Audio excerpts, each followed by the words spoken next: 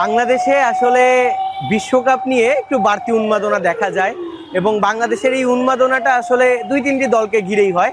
এর মধ্যে hot favourite হচ্ছে আর্জেন্টিনা। আমরা দেখতে পেয়েছি আর্জেন্টিনা 2022 বিশ্বকাপে কাপ নিয়েছে, বিশ্বকাপ জয়ী হয়েছে, সেহেতু এবার ডিফেন্ডিং চ্যাম্পিয়ন হিসেবে আর্জেন্টিনা বিশ্বকাপ খেলছে এবং লিওনেল মেসির এটি শেষ বিশ্বকাপ।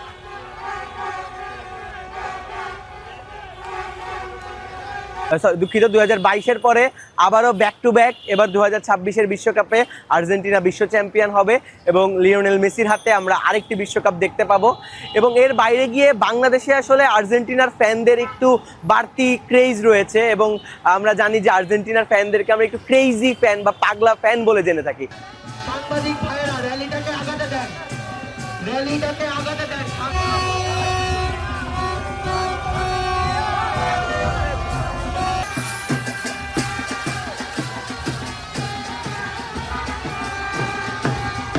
সাংবাদিক ভাইয়েরা সামনে যেতে দেন, ট্রাকটাকে সামনে যেতে দেন। আমরা কোনো জনদুর্ভোগ চাই না, আমরা সুশৃঙ্খলভাবে র্যালিটা সম্পন্ন করতে চাই। আমি মূলত 2006 সাল থেকে আর্জেন্টিনার কঠোরপন্থী একজন সমর্থক এবং রাইট নাও আমি আমার আর্জেন্টিনার ফার্স্ট যে ম্যাচটা ছিল সেই ম্যাচ থেকে মেসির খেলা দেখে তার যে প্রেমে পড়লাম, এই প্রেমটাই আমার জন্য এখনো কাল বয়ে আসছে। অর্থাৎ রাইট নাও আমার মনে হচ্ছে আমার বাকি জীবনটাও আর্জেন্টিনাকে সাপোর্ট করবো। সো আমি আর্জেন্টিনার খেলা এবং তাদের সংস্কৃতি এবং আদার্স তাদের খেলার ধরন সবকিছুতেই আমার অন্যরকম ভালো লাগে, যার জন্য আমি আর্জেন্টিনাকে সাপোর্ট করি।